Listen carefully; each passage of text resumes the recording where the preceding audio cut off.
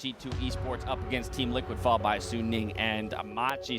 其实以前也跟 TL 还有 G2 打过比较多嘛，然后这次跟 Machi 打的话，看了他们第一把跟 TL 的比赛，感觉他们个人实力还是非常不错的，所以我们也要特别去注意他们。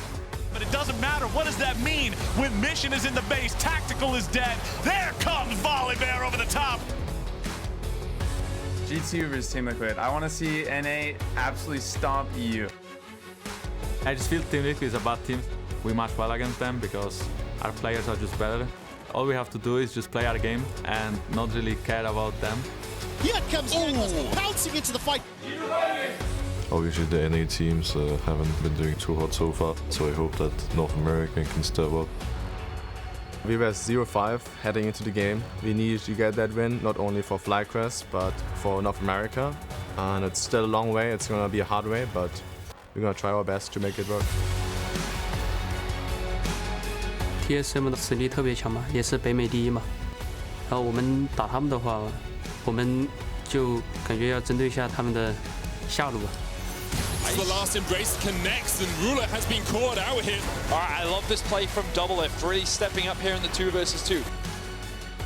I expect our game against Gen.G to be very much back and forth. I feel like we have gotten our lesson now of what we need to do for the rest of the tournament to be successful. And hopefully they are a bit too comfortable now with their 2-0 to not expect anything from us. So then we can perhaps surprise them and make an upset there.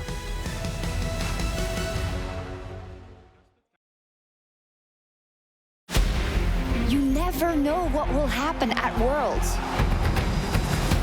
The stage is set, the curtain is drawn. 没人能够预见会是这种情况。 This is the key people want to see. 新的王者诞生了 Kaboom! They lit the fuse. 你看到了吗 They're gonna win. This is it.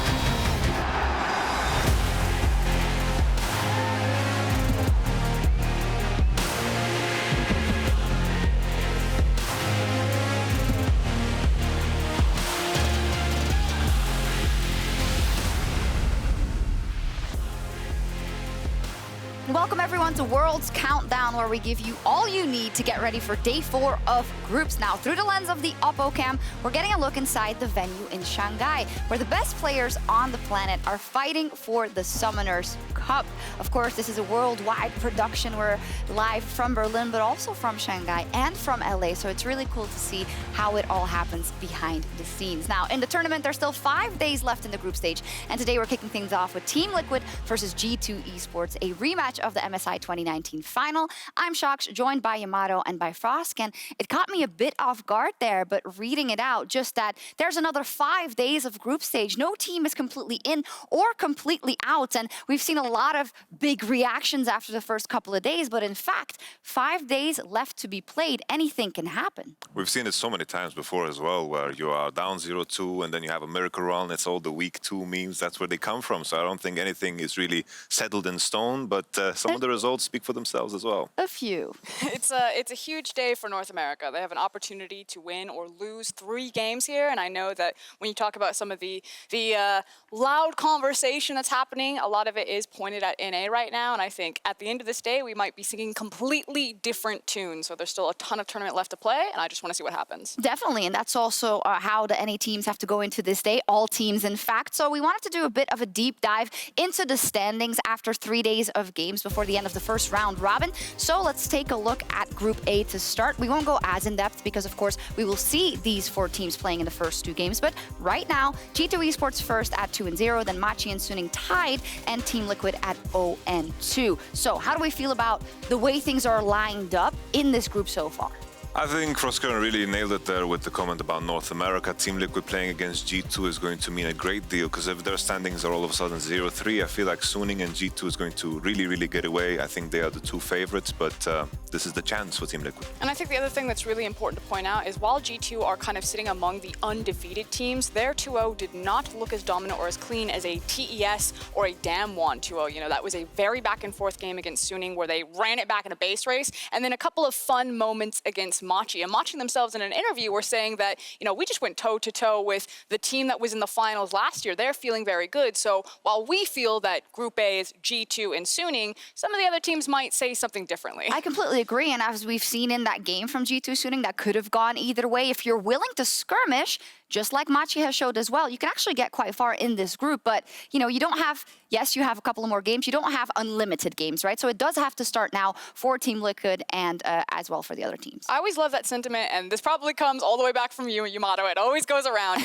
Just play your style. Play your game. You know, they were talking about don't focus on necessarily playing what the other team is going to do. I think it was G2 that said it in that intro video. Just play your game, your comfort. That's what you need to do in group stage. All right, we'll get a bit deeper into that specifically for G2 and TL as our first match of the day, but let's focus in on Group B.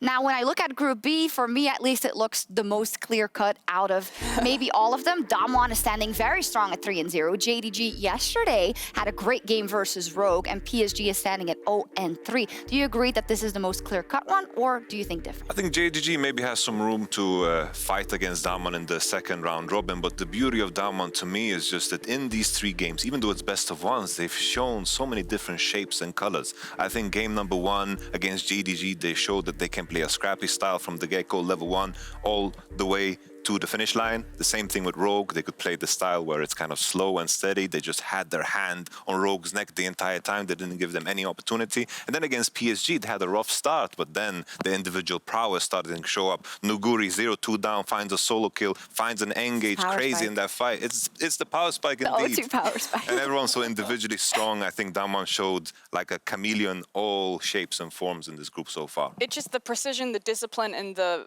variety that Damwon show. And I don't want to take anything away from this idea that like the LCK is back or the LCK powerhouse, because yes, all 3 of the LCK teams are doing very well. Last year, they got all of their teams out of group.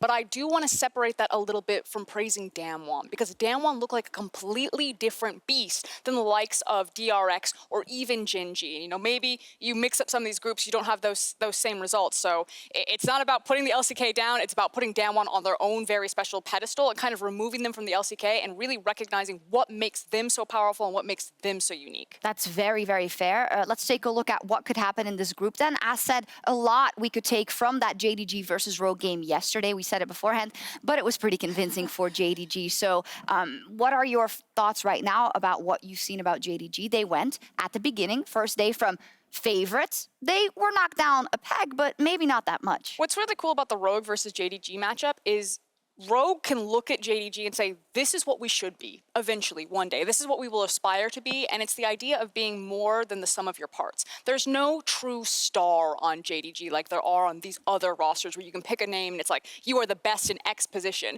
But it's the fact that they're all just really good. Like maybe you say Zoom in the top lane, but they're all just solid, and together they make an incredible team that beat you with their macro as well as with their micro. Uphill battle, I think, for PSG rather, and for Rogue. Let's go over to Group C. As many touted as the most interesting group, we've gotten the most interesting games, I would say, or at least wacky and back and forth. Gen.G, Fnatic, LGD, and TSM. Currently, Gen.G at 2-0. I'll start with you, Yamato. You know Gen.G very, very well. What is your read on them in the tournament so far? I think the biggest question mark for Gen.G was their preparation, which has been something that was a problem in the past, especially in the spring finals that they played, and also the inconsistencies of Klid and Raskor. But I feel like Klid and Raskor have stepped up. I think Gen.G are still figuring out how they want to play the game, and I think the same story can be said for the other teams. Fnatic, when Evelyn is out of the picture, they look kind of strange. LGD are looking for that Kindred pick and the Nidalee pick. What happens if these are banned? And TSM with the 2v2 combinations that are also strong, the Zillion Nidalee. We want to see Bjergsen look better with a better 2v2 potentially. Frosk, is this a group where you think most teams are still looking for their definitive tournament identity? Yeah, I think that's the easiest way to look at this one. No one kind of knows what they are except for Gen.G in this group, whereas everyone else in the tournament or all the other groups, it's about how much depth you have. Like everyone's figured out who they are, and now it's how much can you change or learn during group stage. And this one's going to be whoever's first to figure out what works for them and then just put a couple of wins together because it's so tight. What does your gut tell you? My gut tells me that it's Gen.G and Fnatic, but same. Could be anything. You run this back, if someone gets an Ornn composition, a Camille composition that just like pops off, you're like, yeah, I could see that. Yeah, it's really hard to predict this one in my opinion. Let's take a look at Group D then. Top Esports, FlyQuest, DRX, and the Unicorns of Love. FlyQuest finally on the board. They are 1-1, and all of a sudden, this group looks completely different. I think if there's any cause for an upset, I think FlyQuest maybe can find DRX on a silly day, because we saw that composition they drafted against Top Esports. It was so greedy. Top Esports punished, and they look far and beyond the best team in this group. Yeah, I do like that we've seen fight come out of FlyQuest, especially after kind of the passive loss that TL had. So I agree, especially in this group with Unicorns of Love and DRX, that was also what kind of made FlyQuest pop out over Unicorn, is that they were willing to take those skirmishes, and when teams were trying to skill check them, that they weren't afraid to go for the fight. So I do agree with you, Yamato. If DRX kind of fumble a draft, I think FlyQuest, if they're willing to match them, that they're willing to keep showing that aggression and that skirmish style, that they can find some upsets and some victories. From a fan perspective, that's music to my ears, because I love groups like this where now all of a sudden, the team gets their first win, they have a bit of momentum, and you know that there's a really strong top team that's probably going to get first seed, but then there is the opportunity for one upset could put you in the same bin as DRX if they lose 0-2 to Top Esports, right? And I'm feeling a little bit of magic. It could be for FlyQuest or for the Unicorns of Love. Again, I'm hopeful for the upsets. That's what I like, and we have a lot to talk about. Definitely an upset. Yeah, we love those. Actually, have we had an upset yet? I mean, I think if you're a North American fan, you might assume TL losing to Machi was an upset. And in my opinion, I feel like TL lost that game because of draft phase. And if you run it again, that they would win the game. So I think that's an upset to me. But maybe PCS and LMS fans are like, no, Machi should be heavy favorites here. Of course, it's all about, what glasses you have on from a regional perspective. But as said, Damwon is standing tall above the rest. And yesterday we did see Nagari go deep behind enemy lines and set up a perfect trap against PSG. This is our Red Bull top play of the day. I think the beauty of this is just, I look at the compositions, and when they picked Cannon, I was like, you're picking Cannon against a Kindred and an Azir? Are you seriously going to think that you're going to get some good ults off? But Damwon have the visual clarity in the team fight, fighting as four, baiting all of these ultimates. Nuguri taking around the corner, and then he's coming in. When all of these ults are burned, he just burns the enemy for it. Yeah, and the thing that I love, and I think the casters called it out during the game, is that this is not a one-time thing for this guy. He does this virtually every single time that it gets Kennen. You said it yourself, Yamato. He probably did it 3 times this game alone. So this isn't just like your once-in-a-lifetime SMEB moment. Anytime this guy gets Kennen, you're going to see these pop-off performances. He is such an incredibly talented team-fighting top laner with his patience and his setup. It was so crazy that the man was camped. He was 0-2 down, and then he Classic. started solo killing the Lulu, and so many top lane champions were banned, and then Nuguri definitely delivered. I always know when an LCK Kennen comes out. I'm just holding on to my seat. That's going to be a wild ride. Speaking of top laners, the group stage has been riddled with a couple of big-ticket picks that have both wowed and disappointed. So I did want to take a look at a few and ask the pros and cons to picking a certain champ. We're going to start with the Crocodile. No. Yes, the crocodile, everyone loves Alligator. the gecko, the alligator. Depending on how the game goes, it gets a different name. What do we think?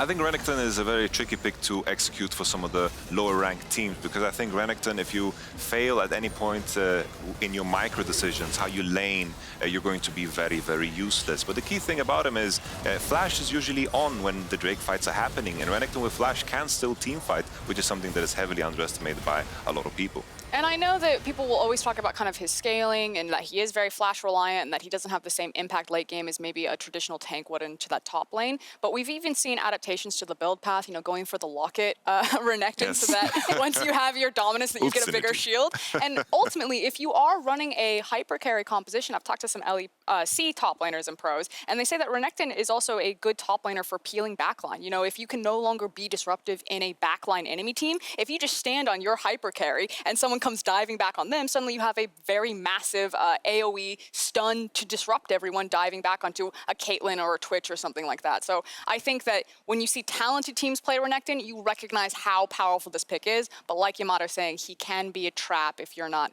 up to snuff on. Yeah, I mean, slightly less scientific explanation. When LS is casting Renekton, he wins, right? Apparently. So LS is casting, lock it in. Lock it in. Okay, next up, Ornn, of course, so heavily discussed. I mean, since he's come out, actually, such a perfect team fighting champion with not a lot of weaknesses, but are there any cons? I'm going to say this. I played Flex with this man and Daniel Dracos last night, and he played Ornn for the first time, and he solo killed the enemy top laner, I think 3 different times, and he was like, this champion's busted. And now I'm full Ornn believer. I'm like, you don't have to have hands or brain to play this champion. So he no gives you cons? everything. No cons? No, tons of cons. Okay, go ahead.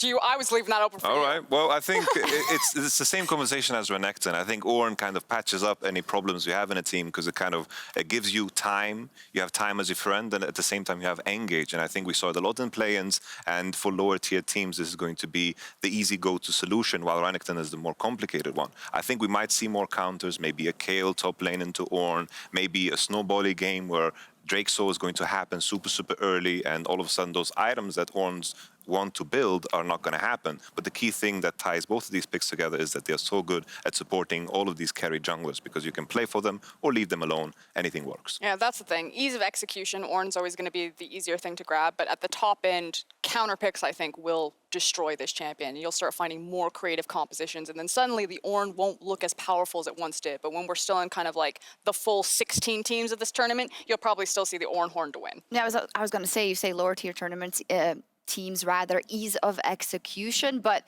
right now my gut feeling is, well, don't leave it open against top tier teams that know how to play it either. But you're saying, well, then you open a new trapdoor where they could throw different picks at you. So it is interesting and also, of course, challenging for the coaches, but that's the whole point of the World Championship. Now, Lilia, we've gone back and forth. First we were like, it's a trap, it's never winning, then it started winning. We heard rumors that it was great in scrims. Where do we land right now, Frost? It is a powerful champion, but it's just harder to execute. You have to have a lot more discipline, and your laners have to be playing for your jungle, because she doesn't offer you a ton in the early game. Like, once she's in the later stages of the game, she has her Liandry's. If you go for your, what is the tank item? The one that makes you zip faster. Move speed, Dead Man's Plate. Dead Man Plate, that's the one. Once you have that, then in team fights, you can be an absolute menace with the champion. The sleep is so OP, but so many times we see lower tier teams taking the Lilia. The laners aren't setting up for her. They mismanage their wave. Lilia's not really going to help you fix that. People are flashing into early skirmishes. She's a very fragile champion. They can't get out,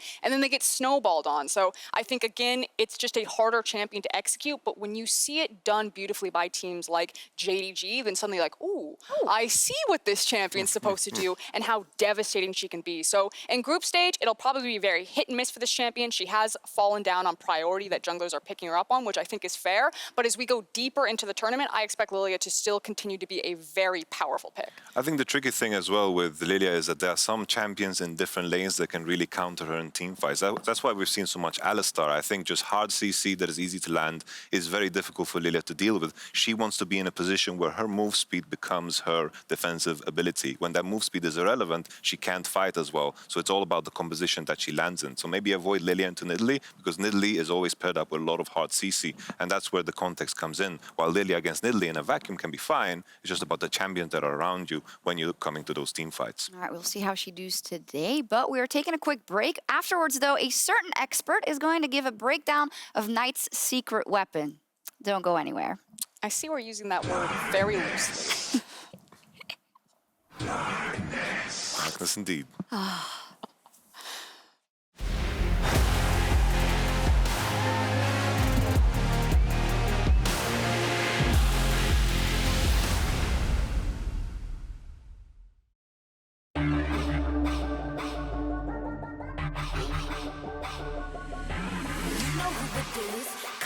Again, you wanna dose of this right now it's KD8. I'm a goddess with a blaze. Story trouble 나 이름 믿지 못하게 loud, loud, loud, loud.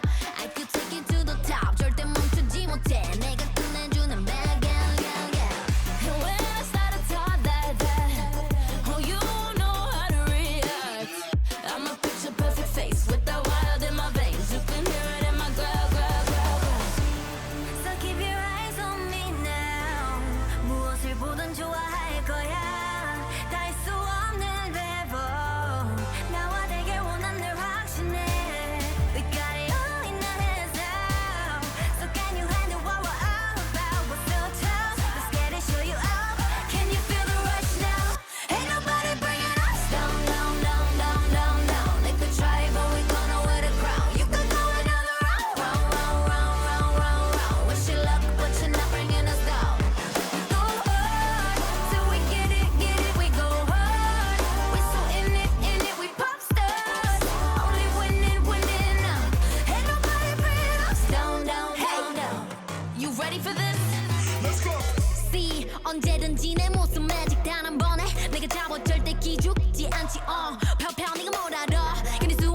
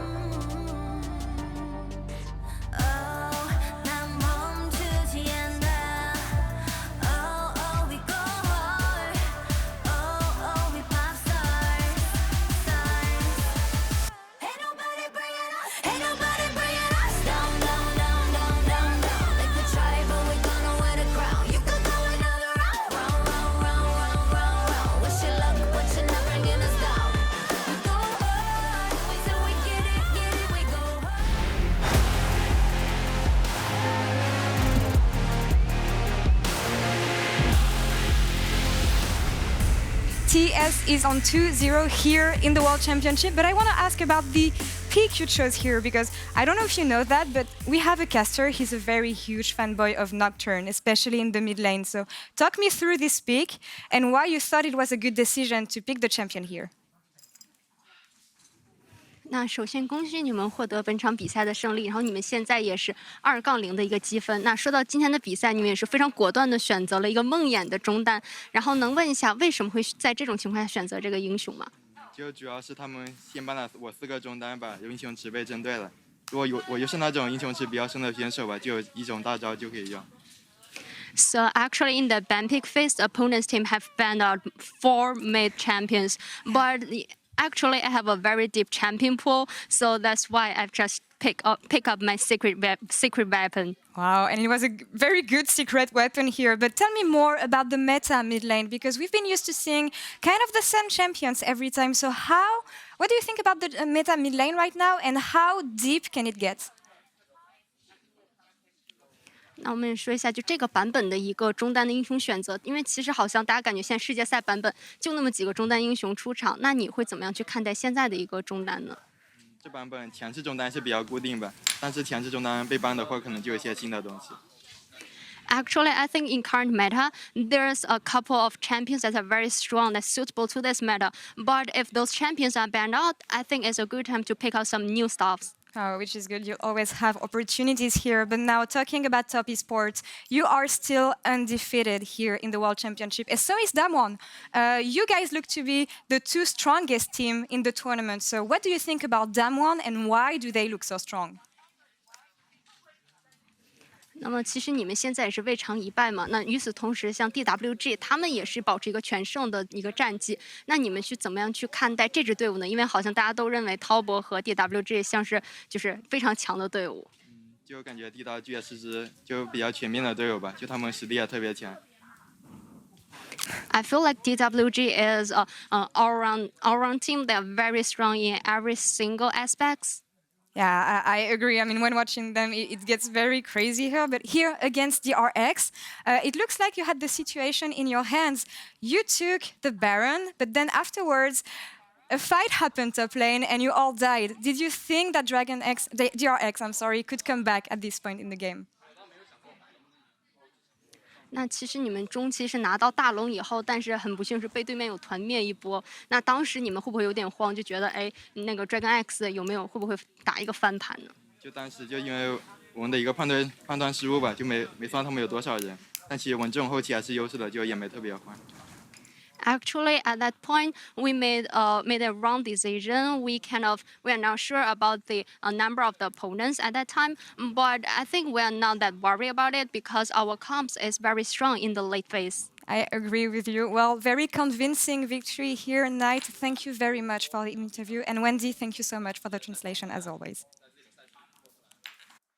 Thank you very much, Law, and it's always great to hear from my new favorite mid laner, Knight, as he did bring out the Nocturne pick. Now, my name is Vedis, and for those that don't know, I am a Nocturne mid, one trick. I've been playing the champion since Season 3, and I was nothing but ecstatic to see it come out on the international stage yesterday in the hands of none other than the main man, Knight, in the mid lane. So, let's talk about his build, let's talk about what he did and why the pick worked at all. Starting off with his runes, you'll notice that he is running Electrocute. Often, many Nocturne mid lanes will dabble between lethality and kind of going for more of a DPS route when it comes to things like the lethal tempo. But Knight decided to go for much more of the execution style of play, running full-on Electrocute and going for a couple of defensive stats in his secondary tree. This then leads you into the Itemization, where you'll see he went for early wave clear with the Tiamat, and then he got himself an early Duskblade. Lethality is very important, and because of Nocturne's ultimate, he's able to make use of the Duskblade passive to full effect. Later on, you build into more cooldown reduction to give you 40% very quickly, which gives you ultimates very often, very regularly, and very easily to look for picks later on into the game. You'll also notice in his skill order, he starts obviously by maxing his R whenever possible.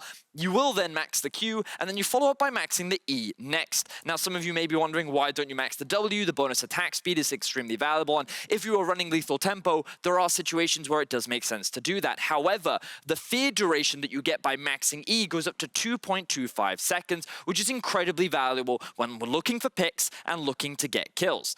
Now, you can't just blind blind pick Nocturne mid as often as I would love to tell you you can. When it comes to competitive play, the comps that you're playing into matter a lot. So when playing into DRX's comp, the things that stand out, number one is the Twisted Fate. This is an incredibly good matchup for Nocturne. It is very difficult for TF to really punish him at all, largely because you have the spell shield to mitigate his stun. On top of that, Twisted Fate likes to push and roam. Fun fact, Nocturne does that better than he does. Nocturne's ultimate also mitigates Twisted Fate's ultimate and makes it very difficult for him to play.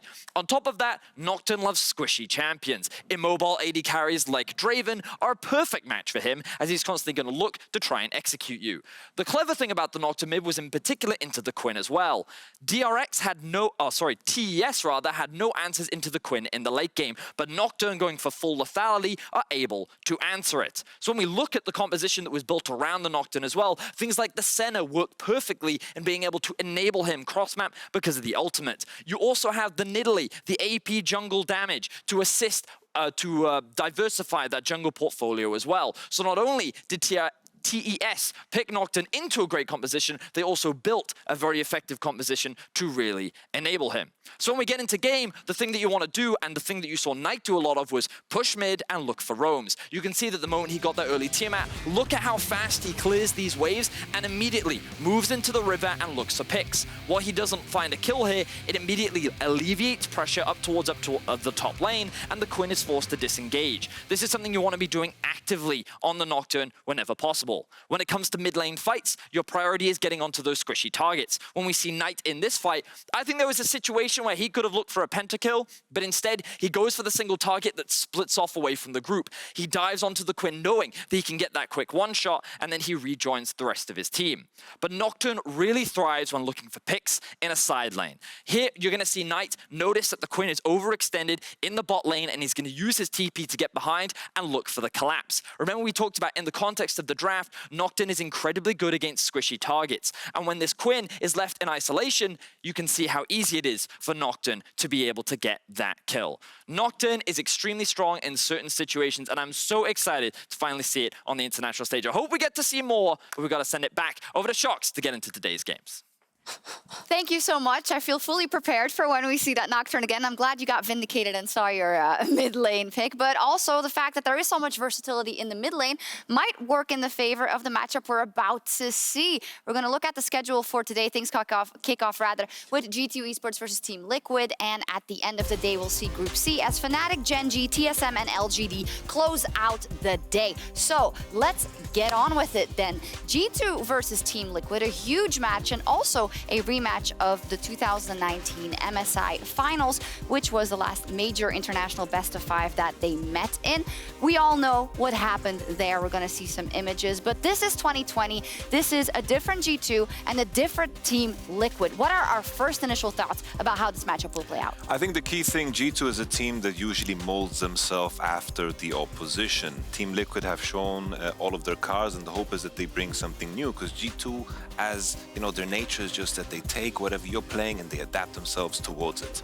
I think what's really important is, as we see some of that footage and we relive the heydays, like you said, Shocks, that this isn't the same story. You know what I mean? Like, while G2 are the favorites here, and I think it is very disingenuous to pretend that they're not, their 2-0 doesn't look as dominant as a Damwon 2-0. And in a best of one, anything could happen. And if TL do win, and you assume that they're both 50-50 of the even strength, I think that cheats TL of the better story of literally being like, not today, Satan. Like, North America will not go out like this one. We still have some fight left into us. But Yamato is correct. You know, you have, I think, pound for pound talent discrepancies. I think you have a very predictable draft against a team that is very intelligent and seems to really understand their identity. And so the blueprint has been set out of how to beat TL, and everything should be in G2's court. And I like the way you say that, and I think it's more than just it's not over yet. I think if TL manages to beat G2 here, it does so much for not only the team, but also for the fan base,